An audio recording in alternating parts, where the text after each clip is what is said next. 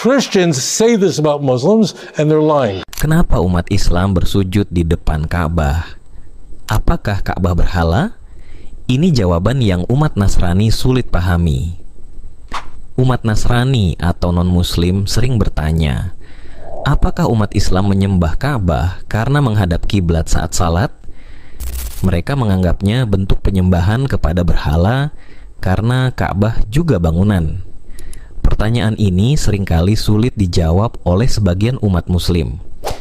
Bayangkan jika sebuah bangunan dianggap berhala, namun jutaan umat Islam bersujud kepadanya setiap hari. Apakah ini benar? Atau ada pemahaman yang lebih dalam tentang mengapa Ka'bah menjadi pusat ibadah? Namun, ada jawaban yang jelas dan mendalam. Temukan kebenarannya di sini. Mari kita kupas kebenarannya berdasarkan ajaran Islam, dalil dalam Al-Quran dan para nabi. Ya ibadiyalladzina amanu inna ardi wasi'atun fa iyaya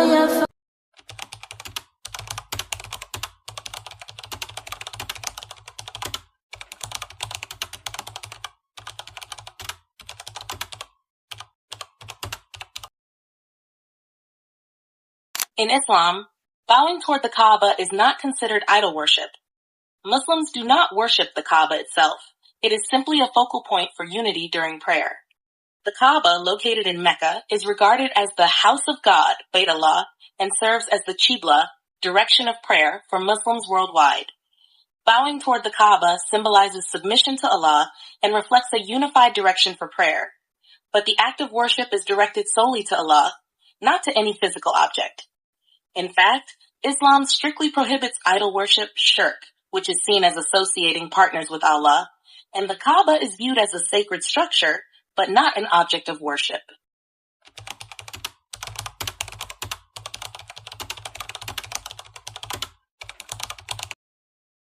When the Muslims go to the Kaaba in Mecca, and the stone, when they touch it, they say all their sins are forgiven.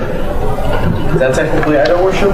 Okay, the question is that when Muslims go to what they regard as their holiest place, they go to Mecca and the Kaaba is a structure, do they believe that they should worship that stone, or by touching it all their sins are forgiven? And the answer is no. It's always a good thing is to talk to Muslims. I have a very large Muslim audience and so it's always good to ask them. The answer is no. They believe this is a holy place for them. They believe that it is one of the commandments that they must fulfill during their lifetime is to go on a Hajj and engage in a pilgrimage to this place. Dalam Islam, ibadah yang dilakukan di depan Ka'bah seperti tawaf, mengelilingi Ka'bah, dan salat menghadap Ka'bah sama sekali tidak bisa disamakan dengan penyembahan berhala. Ibadah umat Islam di hadapan Ka'bah bukanlah bentuk penyembahan kepada bangunan fisik, melainkan pelaksanaan perintah Allah yang telah disampaikan oleh para nabi dan rasulnya. Keberadaan Ka'bah sebagai kiblat memiliki dasar yang kuat dalam ajaran Islam, dan bukanlah sesuatu yang muncul dari kepercayaan syirik atau penyembahan berhala. Perbedaan fundamental ini dapat dijelaskan dari sudut pandang dalil syar'i, nas Al-Quran dan hadis, serta penjelasan rasional yang logis. Pertama, perintah langsung dari Allah Subhanahu wa Ta'ala. Ka'bah menjadi pusat ibadah umat Islam karena Allah sendiri yang memerintahkan agar umatnya menghadap ke sana saat salat. Sebagaimana Allah berfirman, dan dari manapun kamu keluar untuk salat, hadapkanlah wajahmu ke arah Masjidil Haram, Ka'bah. Dan di mana saja kamu sekalian berada, hadapkanlah wajahmu ke arahnya. Quran Surat Al-Baqarah ayat 150. Ayat ini menjelaskan bahwa arah ibadah, yaitu menghadap Ka'bah, adalah perintah Allah yang wajib diikuti oleh umat Islam. Hal ini adalah manifestasi dari ketaatan umat Islam kepada perintah Allah, bukan karena Ka'bah dipandang sebagai sesuatu yang memiliki sifat ketuhanan. Kedua Ka'bah sebagai kiblat, bukan objek ibadah. Ka'bah tidak dipuja atau disembah oleh umat Islam. Ka'bah hanyalah kiblat, yaitu arah yang ditentukan oleh Allah bagi umat Islam dalam melaksanakan salat dan ibadah lainnya. Hal ini ditegaskan dalam Al-Quran. Sungguh kami sering melihat mukamu menengadah ke langit, maka sungguh kami akan memalingkan kamu ke kiblat yang kamu sukai. Palingkanlah mukamu ke arah Masjidil Haram. Quran Surat Al-Baqarah ayat 144. Ayat ini menunjukkan bahwa Ka'bah hanyalah arah, bukan tujuan penyembahan. Arah kiblat ini juga merupakan tanda persatuan umat Islam di seluruh dunia, bukan representasi Tuhan atau benda yang harus disembah.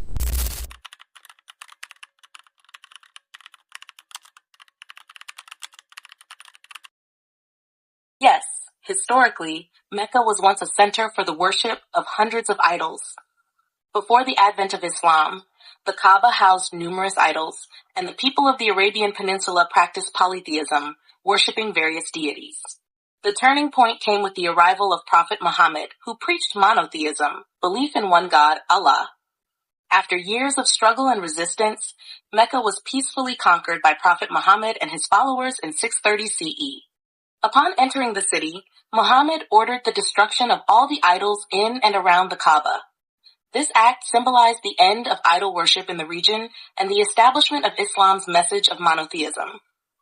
The event marked a significant shift as the people of Mecca and the broader Arabian Peninsula gradually embraced Islam and abandoned idol worship. Engage in a pilgrimage to this place. It was a place of all idolatry. Mecca, the Kaaba, was all idolatry. After Ishmael died, Ishmael did tshuva. But his descendants went into complete ignorance and idolatry. The Muslims acknowledge this. It was a period of it's almost like the word in Arabic, it's like stupidity and ignorance. So that place in Mecca was a place where people worshipped 365 gods. People buried their daughters underneath of house posts. But Muslims do not worship the stone.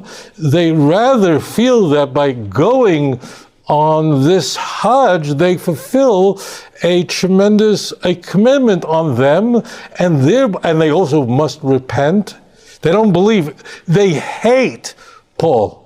Ketiga, ibadah kepada Allah, bukan kepada bangunan atau benda. Ibadah dalam Islam, baik salat maupun tawaf, ditujukan semata-mata kepada Allah, bukan kepada bangunan fisik seperti Ka'bah. Allah menegaskan, dan sesungguhnya masjid-masjid itu adalah kepunyaan Allah. Maka janganlah kamu menyembah sesuatu pun di dalamnya selain Allah. Quran Surat Al-Jin ayat 18. Ini menunjukkan bahwa Ka'bah bukanlah objek penyembahan, melainkan hanya alat bantu fisik dalam memusatkan arah ibadah kepada Allah yang tidak berwujud dan tidak dapat diwakili oleh benda fisik apapun. Keempat, Ka'bah dan ajaran para nabi. Perintah untuk menghormati dan memuliakan Ka'bah juga memiliki akar sejarah yang sangat kuat, jauh sebelum masa Nabi Muhammad. Ka'bah pertama kali dibangun oleh Nabi Ibrahim dan putranya, Nabi Ismail. Beberapa literasi Islam bahkan menarik ke belakang kalau Ka'bah awalnya didirikan oleh para malaikat lalu Nabi Adam. Walaupun literasi bagian Nabi Adam masih diperdebatkan. Dan ingatlah, ketika kami memberikan tempat kepada Ibrahim di tempat Baitullah dengan mengatakan, janganlah engkau mempersekutukan sesuatu pun dengan aku, dan sucikanlah rumahku ini bagi orang-orang yang tawaf, dan orang-orang yang beribadah, dan orang-orang yang ruku dan sujud. Quran Surat Al-Hajj ayat 26. Nabi Ibrahim dan Nabi Ismail tidak membangun Ka'bah sebagai objek penyembahan, melainkan karena perintah dari Allah sebagai simbol pengabdian kepada Allah dan pusat ibadah yang diperintahkan oleh Allah. Ka'bah menjadi tempat yang diberkahi, tetapi tidak ada pengertian bahwa umat Islam menyembahnya. Melalui ajaran para nabi, umat Islam mempraktikkan sunnah untuk beribadah di sekitar Ka'bah sebagai bentuk ketaatan kepada Allah. Because they believe Jesus was a prophet. He was a Rasul, but he was a high-level prophet, but he was nothing more than that. They believe that Paul created Christianity and Paul's messed everything up. You follow what I'm saying? So they don't believe anybody could die for your sins at all. They do believe that by doing good things in your life, so that will cause you to repent, and it is that repentance that brings about a person's salvation. Christians say this about Muslims, and they're lying. They just say all these nonsensical things about Islam, and they're not telling the truth. Now, it's not that Jews agree with everything in Islam at all. There are many differences, but it's not idolatry. They do worship one God, and they truly worship one God, and they reject the grotesque teachings of Paul that unfortunately permeates the Christian Bible, the notion that somebody could die for your sins. They believe that the only way you're forgiven is through God's mercy. In fact, in Arabic, the word Rahman is a name of God, and it means mercy. Kelima, mengikuti Nabi Muhammad. Nabi Muhammad mencontohkan pentingnya menghadap Ka'bah dalam salat, tawaf, dan ibadah haji sebagai bagian dari perilaku yang harus diikuti oleh umat Islam. Rasulullah sangat menekankan bahwa ibadah hanyalah kepada Allah, dan Ka'bah tidak pernah menjadi sesuatu yang disembah. Dalam sebuah hadits disebutkan, sesungguhnya Allah telah menetapkan Ka'bah sebagai tempat berkumpulnya umat manusia untuk beribadah kepadanya. Hadis riwayat Bukhari dan Muslim. Ka'bah hanyalah tempat berkumpul dan arah, bukan objek penyembahan. Dengan mengikuti sunnah Rasulullah, umat Islam menunaikan ibadah menghadap Ka'bah, mengikuti teladan yang telah diwariskan oleh nabi-nabi sebelumnya, bukan sebagai bentuk penyembahan kepada Ka'bah itu sendiri. Keenam, merasionalisasi perbedaan dengan penyembahan berhala. Berhala adalah patung atau benda yang dianggap memiliki kekuatan ilahiyah oleh penyembahnya. Mereka menyembah benda-benda tersebut dengan keyakinan bahwa benda itu dapat memberikan manfaat atau mudarat. Dalam Islam, semua ini ditolak tegas. Allah berfirman, "Dan sesungguhnya kami telah mengutus Rasul pada tiap-tiap umat untuk menyerukan, sembahlah Allah saja, dan jauhilah taghut, segala yang disembah selain Allah." Quran Surah An-Nahl ayat 36. Muslim yang beribadah di depan Ka'bah bukanlah menyembah Ka'bah sebagai benda, melainkan menyembah Allah yang Maha Esa. Ka'bah hanyalah simbol, alat pemersatu arah ibadah, tanpa kepercayaan adanya kekuatan ilahiyah di dalamnya. Inilah yang membedakan Ka'bah dari berhala. Ketujuh, Ka'bah sebagai tempat yang diberkahi, bukan sebagai Tuhan. Ka'bah memang memiliki keistimewaan dalam Islam sebagai rumah pertama yang dibangun untuk menyembah Allah, sebagaimana disebutkan dalam Al-Quran. Sesungguhnya rumah ibadah pertama yang dibangun untuk manusia adalah Baitullah yang di Mekah, yang diberkahi dan menjadi petunjuk bagi seluruh alam. Quran Surat Ali Imran ayat 96. Namun, keistimewaan ini tidak berarti Ka'bah dianggap sebagai Tuhan atau medium ilahi yang harus disembah. Kedelapan, penjelasan logis, arah dan tujuan. Secara logis, jika kita memahami konsep Ka'bah sebagai kiblat, maka Ka'bah hanyalah arah fisik yang mengarahkan hati dan pikiran kita kepada Allah. Sama halnya dengan sebuah kompas yang menunjukkan arah, kita tidak menyembah kompas tersebut, tetapi menggunakan kompas itu untuk mengetahui arah tujuan kita. Dalam hal ini, Ka'bah adalah kompas umat Islam yang mengarahkan hati mereka kepada Allah yang Maha Esa, tanpa memberikan atribut ilahi kepada bangunan itu sendiri. Kesembilan, Ka'bah sebagai simbol ketaatan dan persatuan. Secara spiritual dan filosofis, ibadah di hadapan Ka'bah adalah bentuk pengakuan atas kebesaran Allah dan ketaatan kepadanya. Menghadap Ka'bah adalah simbol persatuan umat Islam yang diarahkan kepada satu tujuan, yaitu Allah.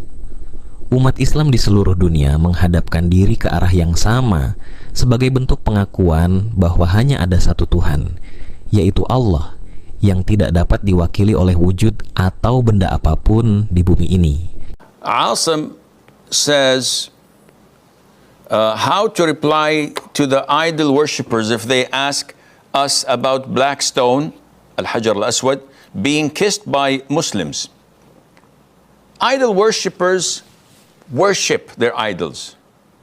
Muslims do not worship neither the black stone nor the Kaaba. So you have to first open their eyes to what they're doing. When they're worshiping a cow or a statue or a tree or a rock, what do they think of such things? They think that they benefit and bring harm by themselves. That's why they worship these things, and they have great honor and glorification and praising to them. They have this fear and hope in these things. This is worship. While the Muslims do not have these feelings to the Kaaba and to the black stone. You've seen so many Muslims climb up the Kaaba and stand on its roof. There's no problem in that. We know the statement of Umar, may Allah be pleased with him, when he used to go around the Kaaba in Tawaf and come to the black stone and kiss it. And he says to it, while addressing those with him, I know that you are a stone that brings no benefit and protects from no harm. Had I not seen the Prophet ﷺ kiss you, I would have not had kissed you or touched you. So he is showing and teaching the people that this is a stone. We don't worship it. We don't have any form of thinking that it brings benefit or protect us from harm. And I hope this answers your question. Ibadah di depan Ka'bah, termasuk tawaf dan salat, adalah bentuk kepatuhan dan ketaatan kepada Allah, dan Ka'bah hanya berfungsi sebagai arah untuk memusatkan hati dan pikiran kepadanya. Tidak ada kepercayaan bahwa Ka'bah memiliki kekuatan ilahiyah atau kekuatan supernatural yang dapat membantu atau merugikan manusia.